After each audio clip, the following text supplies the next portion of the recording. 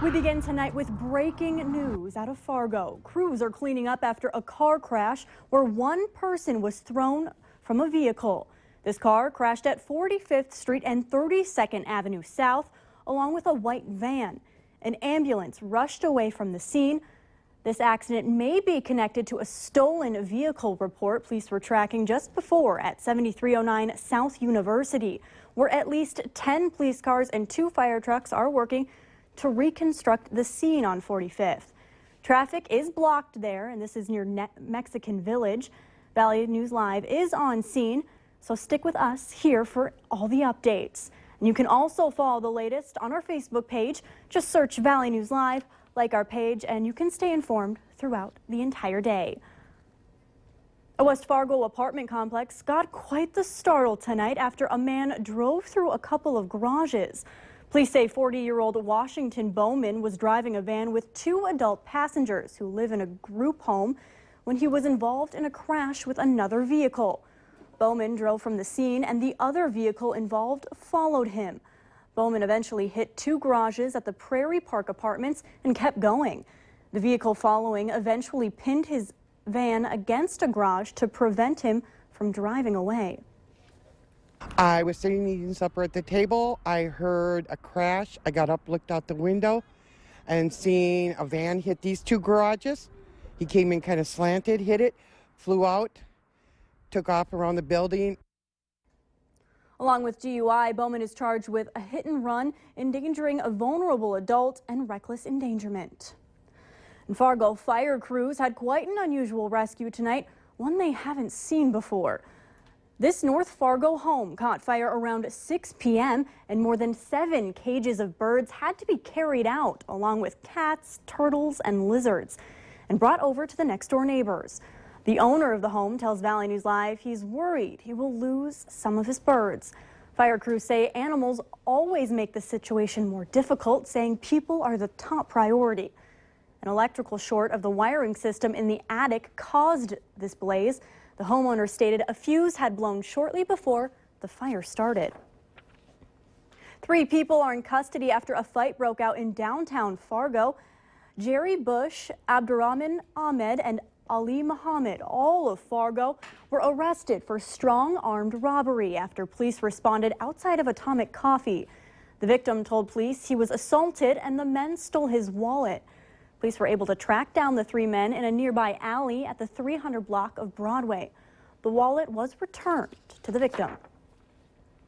It's beginning to look like a prime time for theft in the metro if you don't do one simple thing.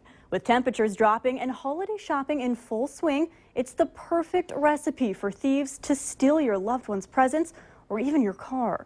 Valley News Team's Christine Stanwood talks with police about the most common mistake victims make this holiday season. Boy, I didn't think that was going to happen to me. You know, I was just away from my vehicle just for a few seconds. I just went in the house to get my purse, check on the kids one more time, and boom, the vehicle that is then gone. 'Tis the season of giving for thieves. Our thieves know exactly that this time of year is going to be prime for them. With shoppers in and out of stores, police say vehicle theft is the #1 crime they see as cold strikes. I headed to West Acres Mall to see if I could find any running cars, and success. Just out shopping for some Christmas presents. Jenna, along with many other locals, say she uses AutoStart to keep her car warm. She was shocked that car theft is the biggest crime in Fargo when the cold strikes. You know, it was a bit surprising, but it makes sense. You see a car full of presents and expensive things, and I'm sure people would love to have them for themselves. Police say AutoStart is a safe way to keep your car warm and locked if you're out shopping. Believe me, we have people that are looking for an easy grab, a vehicle that's unlocked, items in the back. So it's always best to be as preventive as possible. Now, if you don't want to fall victim to any of these crimes, police recommend you put your presents out of sight in your trunk. And most importantly, remember to lock it up. In Fargo, Christine Stanwood, Valley News Live. Even though police say this is the best time for car thieves to act, so far there haven't been many car thefts involving holiday shopping. The football championship subdivision brackets are out, and North Dakota State is given the 3rd overall seed in the tournament. The Bison will play the winner of South Dakota State and Montana on December 5th at the Fargo Dome. Stay with us to hear more from Alex Egan and the brackets later in sports. And a Crookston man is so upset at a government agency he's willing to end his life if nothing is done.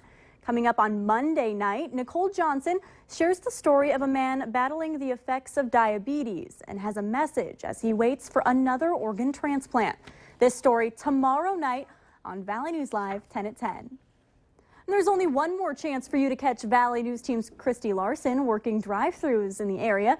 Tomorrow morning on the Valley Today, you could get your breakfast served by Christy. She'll be at the McDonald's in Fargo off of 13th Avenue and 38th Street Southwest. After she's done serving up breakfast, be sure and stick with Christy. We can't keep this week's Where in the World is Christy location a secret. You can catch her Wednesday morning on the Valley Today in New York. She'll be live as New York City preps for the Macy's Day Parade. Many of you will be hitting the road for Thanksgiving or maybe have family traveling to come see you. All that travel means an increase in phone GPS use. There is bound to be more phone GPS use, and Minnesota State Patrol says not so fast. Knowing when and how to use the apps while you drive could keep you from seeing flashing lights. Mike Sullivan explains what's okay and how to avoid getting pulled over. Head east on 48th Street Northwest toward West Frontage Road. That voice is near synonymous with driving. Then turn left onto West Frontage Road. But the increased usage is causing problems for law enforcement. We need to adjust with change of the future and what's going to happen, so it's important that we, update our laws to what's more practical on a day-to-day basis, what we're seeing on the roadways. One of those changes is how people use their GPS system. Some people just believe that if they're not texting or looking at emails, that it doesn't fall under that law. But by law, if it's sending and receiving any type of data, then it falls under the law of texting and driving. However, under Minnesota law, a mobile device is not considered a wireless device if it is fixed to the vehicle. This would be an all right placement if it was just a little lower, so then it wouldn't be a vision obstruction for you. You definitely won't want it in the middle.